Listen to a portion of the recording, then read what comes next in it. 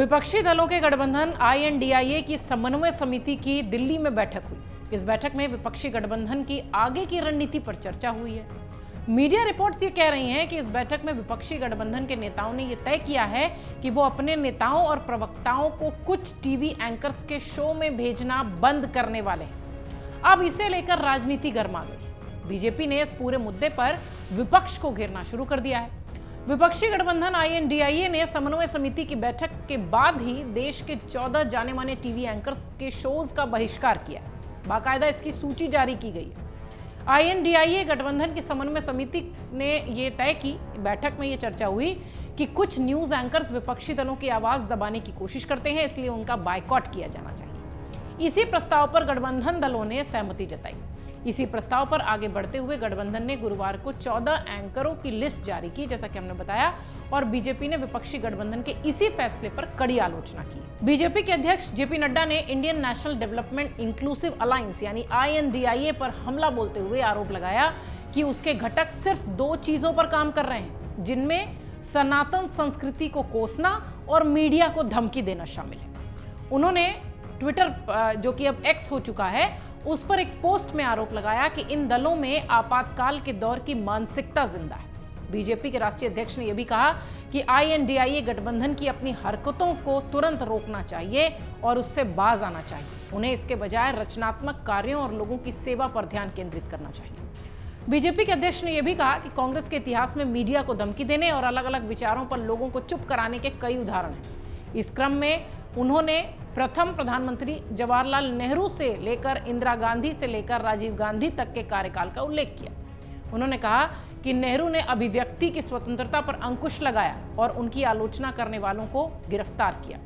इंदिरा जी तो इस मामले में स्वर्ण पदक विजेता बनी हुई हैं। उन्होंने प्रतिबद्ध न्यायपालिका, प्रतिबद्ध नौकरशाही का आह्वान किया और भयावह आपातकाल लगाया। ये सारी बातें उन्होंने अपनी पोस्ट में लिखी। उन्होंने राजीव गांधी का जिक्र करते हुए कहा कि राजीव जी ने मीडिया को राज्य के नियंत्रण में लाने की कोशिश की, लेकिन वो बुरी तरह विफल रहे। आगे वो कहते हैं कि संयुक्त प्रगतिशील गठबंधन यानी UPA सरकार सोशल मीडिया हैंडल पर सिर्फ इसलिए प्रतिबंध लगा रही थी क्योंकि कांग्रेस को उनके विचार पसंद नहीं थे। नड्डा ने कहा कि इन दिनों INDIA गठबंधन केवल 2 चीजों पर काम कर रहा है, सनातन संस्कृति को कोसना और सनातन संस्कृति को गालियां देने में प्रत्येक दल एक दूसरे को पछाड़ने में लगे हुए हैं।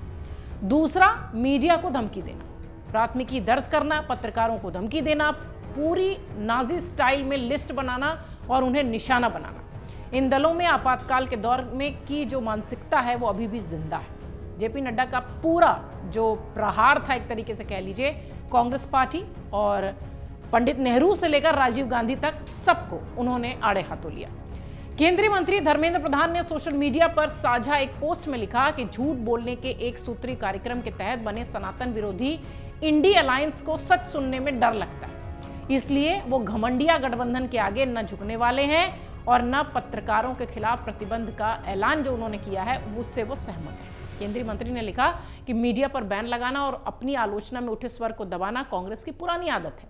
साफ है कि झूठ पर खड़ा ये गठबंधन सच से डरा हुआ है। धर्मेंद्र प्रधान ने लिखा कि जिन्हें सच सुनने का साहस नहीं है वो लोकतंत्र के लिए खतरा है। अभी तो घमंडिया गठबंधन ठीक से बना भी नहीं है, उनका लोकतंत्र और मीडिया विरोधी चाल, चरित्र और चेहरा दिखने लगा है।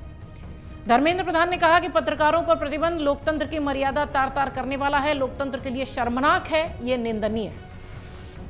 इधर केंद्रीय मंत्री अनुराग ठाकुर ने भी इस फैसले पर कड़ी टिप्पणी की। सोशल मीडिया पर पोस्ट में उन्होंने लिखा कि इस पोस्ट में अनुराग ठाकुर ये कहते हुए दिखाई पड़ते हैं कि सनातन धर्म का अपमान जो है वो लगातार ये करते रहे हैं।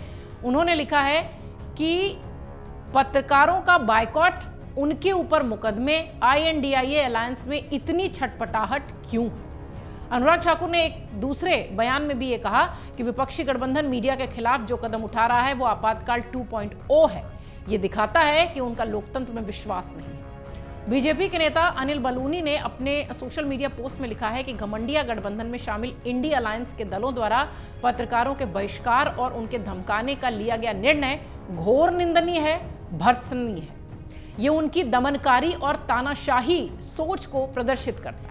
बीजेपी इंडी अलायंस के इस निकृष्ट मानसिकता की घनघोर निंदा करती है। बीजेपी ने विपक्षी गठबंधन द्वारा पत्रकारों के बहिष्कार की कड़ी निंदा की है और एक प्रेस विज्ञप्ति भी जारी की है। इस प्रेस विज्ञप्ति में यानी जो उनकी तरफ से जो एक तरीके से कह लीजिए कि विज्ञप्ति के जरिए ये बताने की कोशिश की गई है कि जिस तरीके से इंडिया गठबंधन ने अपनी बात रखी है उस पर प्रतिक्रिया के रूप में उसे देखा जा रहा है। इस प्रेस विज्ञप्ति में बीजेपी ने आरोप लगाया कि मीडिया को खुलेआम धमकी देना देश की जनता की आवाज कुचलने की कोशिश जैसा है। ये कांग्रेस की आपातकाल वाली सोच को दर्शाता है।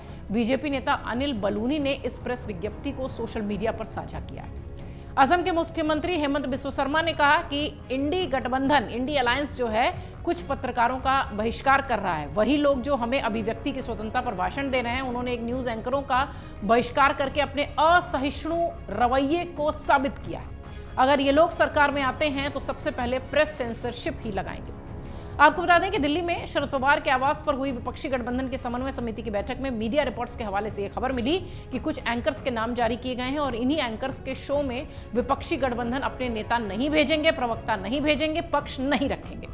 रिपोर्ट्स के अनुसार विपक्षी गठबंधन द्वारा कुछ टीवी चैनल्स का पूरी तरह से बहिष्कार भी किया जा रहा है और कुछ चैनल्स के सिर्फ एंकर्स का बहिष्कार हुआ है। आपको बता दें कि विपक्षी दलों के नेता अक्सर कुछ टीवी एंकर्स पर सत्ताधारी पार्टी के समर्थन का आरोप लगाते हैं। इतना ही नहीं, राहुल गांधी भी कई बार सार्वजनिक तौर पर इसे लेकर तंज कस चुके हैं। अब इस लिस्ट के आने के बाद लगातार बीजेपी INDIA गठबंधन के तमाम दलों पर हमलावर है। खासतौर से कांग्रेस के चरित्र, चाल और इस तरीके की जो बातें हैं उसे लेकर पोस्ट बीजेपी के तमाम नेताएं कर रहे हैं। अमर उजाला अब आपके टीवी पर भी। अपने स्मार्ट टीवी पर YouTube पर सर्च करें अमर उजाला, चैनल सब्सक्राइब करें और देखें ताजा खबरें, वो भी HD क्वालिटी में। और हाँ, बेल आइकन दबाना ना भूलें ताकि हर खबर हो आपके घर। अमर उजाला, निष्पक्ष, निर्भीक, निरंतर।